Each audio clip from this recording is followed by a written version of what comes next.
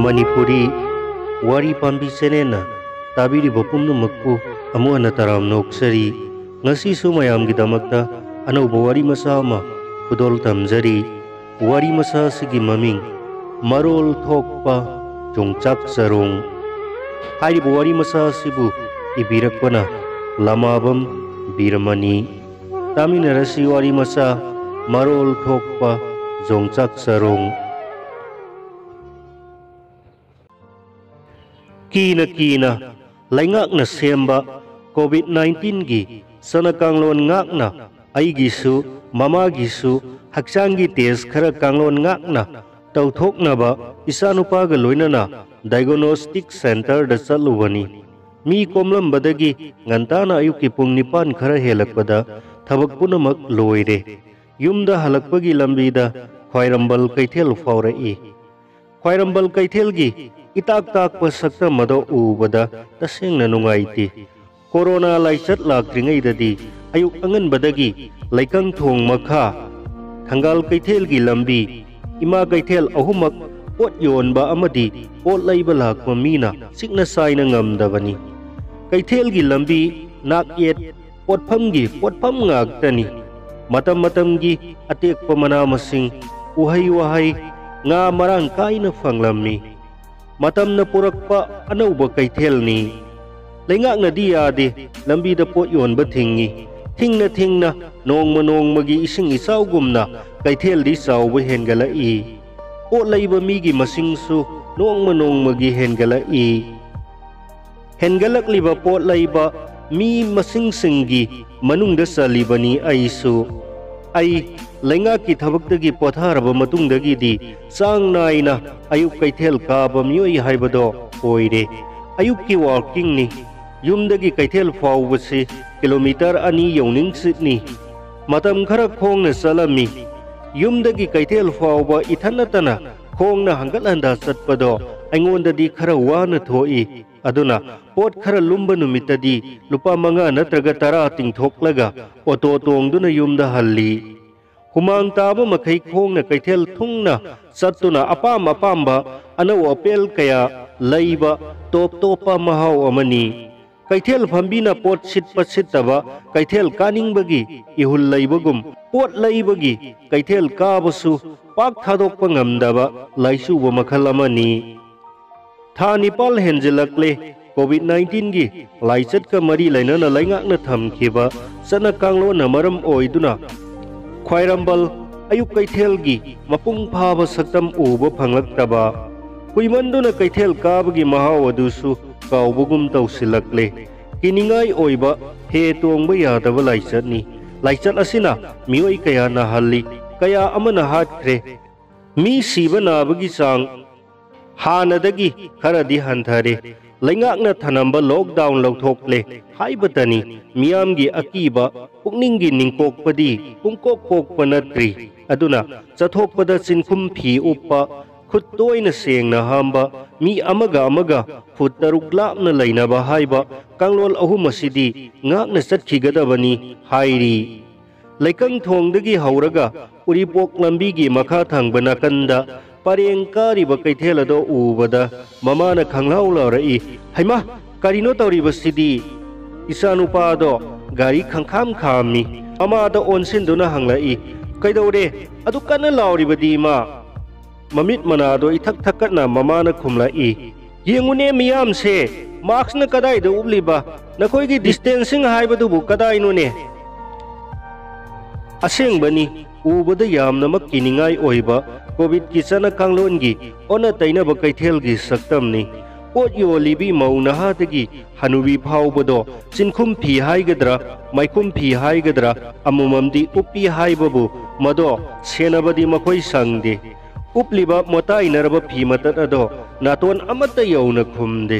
kharana khadangda kharana naton makha da yali nga yon phamga yongchak yon phamga di miyam ado amaga manangganda pona de haibata khai taseng namak manak nang na po laiba sangadaba kirabani khara salagadi mi khara patharakle isanupana gari khamnaduna hairai nga yamna yole mahakna hairibado aingonda ni haiba ai khangi मतौ येंगे हाइदुना अइना खुम्मी नहान मखै अइना हेक हेक लई ngasiदी nama yaurabaniना mangonda laihalu mi khara lanba ubadunara nga chaninglakpanara khangde mama masa gari dagi kumthakre aisu kumthai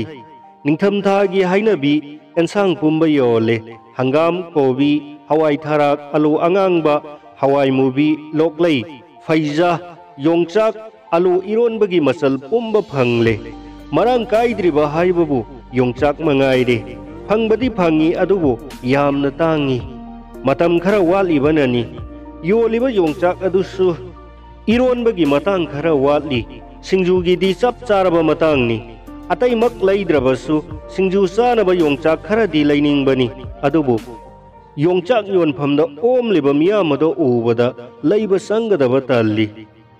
मीबो खरा ओमलमलबा योंगचाक योनफम नत्रगा nga योनफम हेक्ता ओइरमी कोईना सुम येंबदा लापतकना योंगचाक चरोंग अनि अहुम मकुदांग यालदुना नुपी अमा नाइतोम लेपिबदो उई कोविड-19 गी सनकांगलोन यामना चेक्सिन ngaakna ui चिनखुम फी चेक्सिन UPI ममितनी फालिबा कोखुम फीना मराइबक अदुसु तंखाई yawning seat खुम्मी सेली इलिबा फी मरोलदो मसुताई तरु Tenali पोयोन B मानदे अहोंग असाव येंबा थोलकपा अनकपा नुंगाई याइफबा इमुंगी मौ माली अइना तपना तपना मनाक तमना संगसिली कोविड लैनागी वा ngak natana चिनखुम फी उपसे यामना कानै नातोंदा उफुल वाइफुल चंगहंदे यामना सु लुम्मी तोइना लोक थुंगलंबा कोक ngaiहak लैतना सिकलंबदो खरा हंथबगुम तौई था तरे निपाल सिजिनरक्लबनिना मी अयाम्बा चिनखुम फी सिजिनबा हैनरे कानबा खंगनरे चथोपदा चिनखुम फी याउद्रबदी इसादा अवाटपमा इरई लैबगुम फावरे अदुबु चिनखुम फी चेक्सिनना उपगी खुदोंग चादबसु लै नुंगतीगी उनबा नत्रगा यामनमक नंगनबा नत्रगदी नोंग फादो उनबा मिओइदी सक पाक लाक्सिनबा ngamdaba yaurai करीगिनो योंगचाक योनबी अदुना नाइतोम कासिल अमदा संगसिनदुना योंगचाक योलिबसिना लैंगा किसना कांगलोन ngak लेबा हाइबदुरा नत्रगा तसेंगना कोरोना लाइचत कीदुना मतौरिबरा मनाक्ता संगलगा लापतंगना आइना हंगी योंगचाक तुबु कयागी कया तौबगे चनीगी अहुम नुपी अदुना पंदना खुमलाई महाकी योंगचाक तो मयामना योनरिबसिंग अदुदगी खरे हेना पौबगुमदी तौई अइना मखा ताई मरु यामना तोंगबसु नते तंगमंद्रो महाकी ममित अनियदो आई तमने येंगलाई मखोलदो नौथबा याबा नौथरदुना खुमलाई मयाम योनरिबसिगा मानरोइदा चिंगिनी उख्रुलदैने महाकी खोंजेल महाकी वाही अदुना अइबु खंगौदना तु सुंगहनबगुम तौकी कदोमदगिनो ngaiहak ado कोरोना गी लालकनी हाइबु काउनबगुम तौरुई अदुबु कुइदे nga laihauba mama macha ningsinglai khudakta yongchak yonbigi khudangde yaliba maru khar pauba yongchak sarong ama lauraga aina masingthi sarong aduda yongchak masai nipal khak pali kuithaba yade nupiga isaga yauri aina hangi sarong asidi kaya laugani mahakna masing amuk thi masai amadi hele henjarasanu changmadang pibiro सांगथबा याबा Matang थोकते लुपाप Sangma सत्पी अमा नुपी अदुगी मखुत P योंगचाक योनबी अदो मखा तारकते ममित अनि अदुदी कुप्तबा मखै अइंगोंद येंगदुना लै करिनो हाइनिंगबा अमदी लैबा माली लापतकना mama मसा गारी काखतखेबा उई खोंगलै थुना योंगचाक सरोंग अदो यालदुना माय हेक लैथोकपदा नुपी अदुना नंगहौररोय मतागुम मखोंजेल अदो मेंगबा याबा मेंगथरदुना हाइरई खुलांग खांगनी कोक्सरो हाइबो हाइ असिमतंग हाइबिरमु करिनो खुलांखांग कौबबु कोक्सरो हाइना बरने वा मखा यामना तानिंगबनी तंजाना याद्रे ममा मसाना तोंगबा गारी अदो नक्सिलकले खंथरुब तौदुना अफिंग अफाई ओइना हाइखी कोक्सरो पुंकोक हे कोक्सरो इनाक्ता गारी खामलरे थुनमक आई गारी द काखले ममागी ममित अनि अदो योंगचाकता अमुक येंग योंगचाकता अमुक येंग अइंगोंदा अमुक येंग हाइरई तौरमनी खाली चादबा यादबगुमना मरुसु याउदबा योंगचाकतो अदुक यामना लैसिलेबसिने कमदौरिबा हाइदुनो हायरकनी खनबा वाहैमकनी ममाना हायरकलिबसी खुमलुरगा मखा समथरकनी खनबदगी आई मखादी ताद्रे हन्न येंगलुबदा हौजिकता नाकंद लेफौबी योंचाक योनबी अदुसु लेरमद्रे अईदी ममागी वाहैदो तारमगद्रा हाइदुना नुंसा थीरुरबनी इसानुपा यावबननी खंगदे ममासु वा मखादी समथरक्त्रे मधु खक्तदा ने ताई गाड़ी दा हेक फमथबगा नाकोंग असिदा योंचाक योनबी अदुना हाइखिबो वादो तारकपगुम तौई मयाम योनरिबसिगा मानरोइदा चिंगिनी उख्रुलदै योंचाक योनबीगी मपुंग फाब सकतमदी चिनखुम फीगा कोखुम फीगागी मरुम थुपखेबना उबो फंगहौद्रे अदुबो मिन्ना नोकप ममित अमसुंग महांगना हाइखिबो हाइ अदुना पोखनबा पुकनिंगदा निंकोक तौहनबा अदुमदी कोक्त्री कनानो अमगी सकतम इमित्ता उरकपगुम तौरई नोंगमा आइगी मरुप केसोना हाइखिबा वा निंगसिंगलाई नहांदी नंगी महौसागी थाबलैदो ख्वाइरंबल कैथेलगी लंबीदा मना मसिंग योलहुइने मानी थाबलैनीदा खंगहौदना इनाक्ता सिट अमतदा लैरिबा योंचाक चरोंगदो अदुंगैगी थाबलै ओलाई वा मयाम अमा हाइरई मिन्ना नोकप ममित अदुना फलप फलप येंगलाई निंगसिंगलुबा तौदना काउगे खन्ना काउख्रबा नकना नुंगसिनना लोइनखिबा मतम अमगी मा आइगी पुंसी वारी सिंगदो मरी मरी लिथरई आई महाकी मतेंग पांगबा याबु पांगखि लैता लाइरगी मही मसिंग तंबगी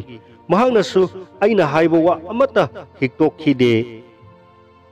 महाकु थादोक्लोय हाइदुना महांगना आइबु कयारक वासकहनखि महाकसु कीरबा लाई मयाम अमा पल्लदुना वासक्खि नहाक नत्तबा कना अमतदा अयुम पालोय करिगुंबा पानबा तारबदी नुंगाइबा फंगदना मांगे अदुबु इखंग खंगौदना यामना थाजदना महाक आइबु थादोक्लगा नुपा अमदा मयुम पानखि आई यामना निंगबा कायहौखि लाक्सखिबगी निंगदोन पोंबना लाइमन ओइदुना सांगलबा मतममा आई नाइतोम हिंखि नुपी कौबता हन्ना येंगलरोय खनखि खंगौदना योंचाक चरोंगदो फमफमदगी मखादा ओंथरई आई खंगप्रेट खंगी कमदौना ओंथरखिबा खंगौदे आई तुमदना मंग मंग लुरे योंचाक चरोंगदो फुनगलगा मथक्ता थांगली थाबलैतना आइबु ngamduna लाई महाकी खुलांखांग मकौगी वाहन थोक अदुना पुनिंगबु खोइरांग खोइसाउना हल्ली महांगना कयादा हाइना कोमना लाक्चख्रबा कोरोनागी चिनखुम फी फाउबना महाकी मिसंगदा लैखि अमुकसु लांतकना हल्ली थाबलै नंगबु यामना वारबराने कोक अदुक सरांगनरिङै तंजादुदा योंचाक यामना लैसिली हाइदुना साउखिबा ममाना अचिकपदो थुगाइदुना हाइरई मोइबा योंचाक लैरकपदो फरे है नसानुपी होरे लाकनी हाइबनी खरा हापी किसी आइना मंगहागुम तंदना खुमखि ngसाइना हाइरमलबदी खरगे हेना यामना लैबिरंबा याबनी मरोन थोकपा योंचाक चरोंग अदुगी वारी आइगी थमोइ नुंगदा थमख्रगे खन्ना खन्ना अयुम यौरक्खि।